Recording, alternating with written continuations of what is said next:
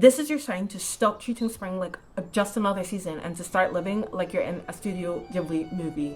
Let's go. I'm Jessica Monet and I look delightfully presidential right now. Here are the chapters for today's video and now let's get right into it. To me, spring and autumn are like same person, different font. And so before we dive into how to delightfully romanticize your spring season, I'm gonna ask two things of you.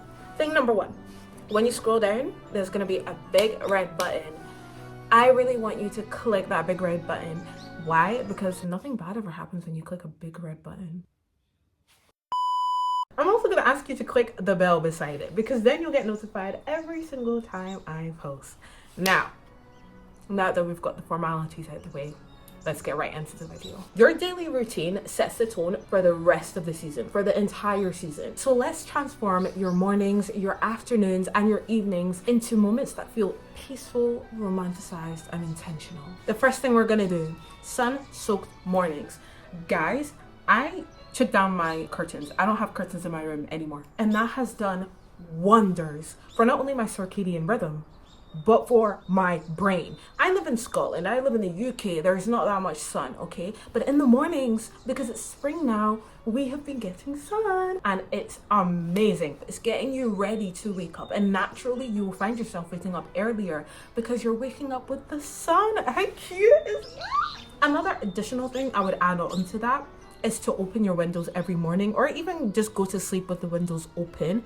Not too much. I live in an apartment, so nobody's gonna climb through my window. But if you live in a house, use some discretion with that. Open your windows in the morning just to let some like fresh breeze in. It's a season where it's not too hot and it's not too cold, but it has a nice breeze to it, and so it's gonna bring in some fresh air into your room, into your space. Spring air in my room, yes please. Another thing that I would incorporate into my spring routine and that I have been incorporating since time, okay, I don't wait for spring to do this. Teas over coffee.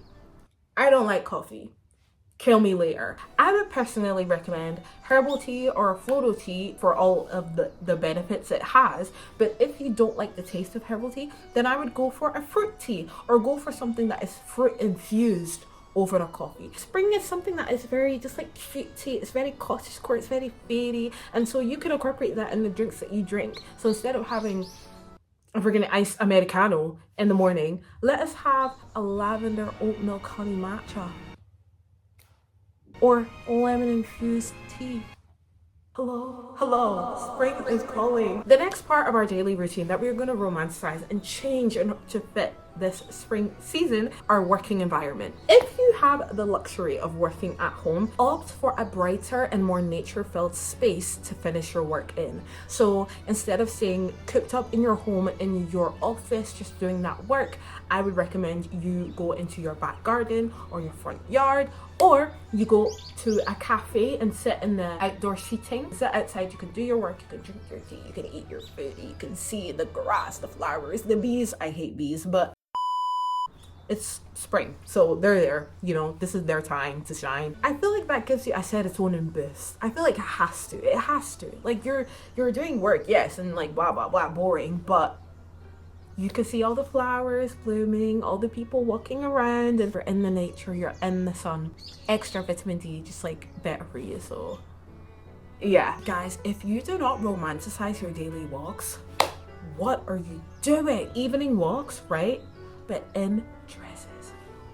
Okay, first of all, I do this quite a lot. It is so freeing. It's so freeing. In this season, it is like the best time because that bit just before it turns chilly kind of feels like a twilight zone.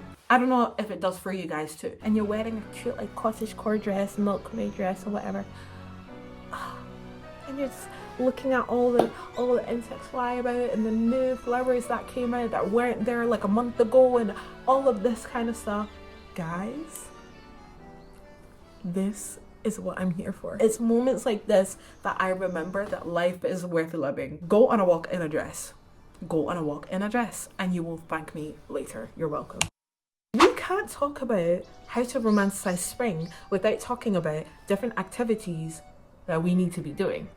These are things that I'm going to be doing this spring, that I want to be doing this spring, that I did last spring, and that I think that you guys should do this spring too. If your spring plans do not include at least one field frolic or one aesthetic cafe moment, are you doing it right? I'll answer for you. The answer is no. These are the things that you need to do in order to romanticize your spring this year. You need to create art. I talk about this so many times because that is one of my favorite things to do to be more in touch with my femininity. I'm not really one to be like, just like draw and let the canvas lead you. No, I want to make something that I want to keep this. So I want to make it look good. Oh my gosh, if you paint in a field, you should be making this video, not me. I think it's so beautiful and romantic to have a memento that is inspired by a change of season, so much so that it led you to create something. That is romanticizing. My favorite thing to do in every single season is gallivant. It looks different in every single season, but in this season, it looks like this. You're gonna make a list of all the botanical gardens, all the parks, all the fields that have flowers in them in your local area, in your town or whatever, and you're going to go to each and every single one before the season is over. This is one of my favorite things to do because I get to explore parts of my city or my town that I never saw before. Editing Jessica here. So I just came up with an absolutely brilliant idea because my brain is so big. I thought that since we're going to be at the park, why not have a treasure hunt of like the most common classic spring things that's so fun for you to do with your friends or on your own. Like you could go look for mushrooms, or you can try and find a robin if you can, maybe find like a white flower, any white flower, you know, or look for a baby duck, a duckling. Those are so cute, you know, little one, not the big one. And one of these, I think, is this an acorn? I think it's an acorn. So yeah, I just wanted to give you guys another idea of things that you can do at the park. Back to original programming. When you're in these curated parks, they have been curated to give off a particular type of vibe, and that particular type of vibe is almost always consistent with the idea of spring that we have in our head. It makes it easier to romanticize your spring life and things like that in those kind of spaces because it helps that idea and that romanticization and that fantasy flow. So going to those parks and going to those places allows you to just be out in nature and just skip and frolic, and you can do whatever you want.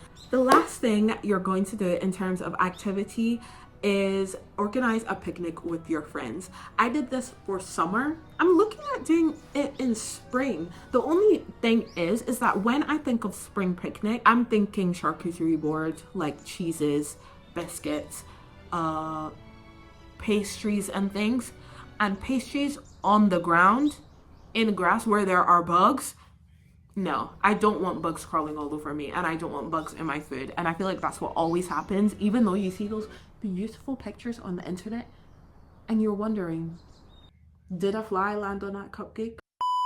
It doesn't have to be open food, it can be packaged snacks, but host a picnic for your friends at a local park on one of the days where it's hotter, obviously, because it's still kind of chilly, still kind of cold. You're not gonna forget this spring. It's gonna be so amazing, so fun, and you can make memories and embrace this change in season with your favorite people, with those around you. Okay, it's time to swap the messy bun and switch it for something that screams fairytale cottage core delight. This hair is not a good example of that, but I have some suggestions. People need to be embracing braids of all sorts, braids of all kinds, braid crowns, braid accents, any sort of updo that looks somewhat intricate or embellished screams spring to me. You put a flower crown in there, whether you put some clips or pins that have some accents on in there, whether you have ridiculously long hair and it is out and it's curly, but there are some braided pieces in there. All of it screams spring. All of it is so pretty and beautiful.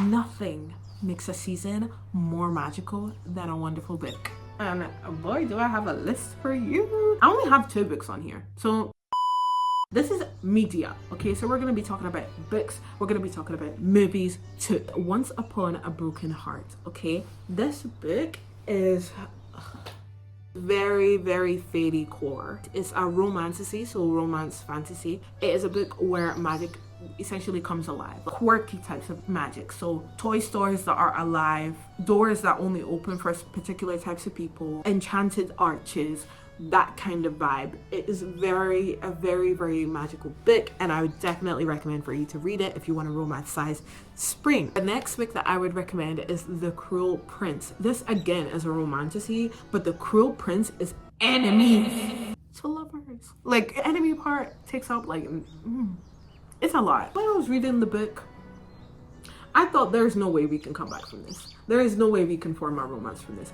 because homeboy drowns her. Yeah. That aside, the book is fairycore. Literally, it's about fairies. Fairycore, enchanted forests, gardens, things like that, and that's very spring to me. This one has elements of cottagecore in it. Some dark cottagecore, but cottagecore nonetheless, and so I feel like it fits the vibe of this overall season. Movies. These are the movie suggestions that I think will be amazing for you to romanticize your spring season in. Ever After. And that's the Cinderella movie, but the one with Drew Barrymore in it. This one's an old one, but it's a good one. I remember watching this when I was younger, and I just thought it was the perfect movie to include in this section. So if you're into romance, that will be an amazing movie suggestion for you. Actually, all of these are romance. If you're expecting something else, I apologize. The next suggestion is Leap Year. I love this movie. She basically goes in with the plan of proposing to her current boyfriend on leap year, but ends up falling in love with an Irishman. It is such a cute movie. Very spring, actually. The last thing we're gonna talk about to wrap this video up is fashion. I'm going to be talking about accessories, okay? Because when it comes to spring, I feel like accessories are the first thing that comes to mind for me in terms of fashion. Obviously, outside of things like dresses and particular fabrics and things like that, accessories. Whether it be a braid crown, whether it be some crochet pieces here and there, whether it be some charms of flowers, of mushrooms and things like that on your head, on your person, on your bag. It's just another fun way to add on to my outfit, to express my personality through my clothes and through my hair and things, and I just love it. It's fun to play around with. One of the best things to romanticize this change in season with. And so that's it. That is it for how to romanticize this spring season. I've made a video on how to romanticize autumn, and I probably will make a video on how to romanticize summer. Please leave a comment because I read all of my comments, and make sure to like and subscribe. And if you haven't liked and subscribed already, what are you doing? Follow me on all of my social media if you haven't already, and I will see you guys next time.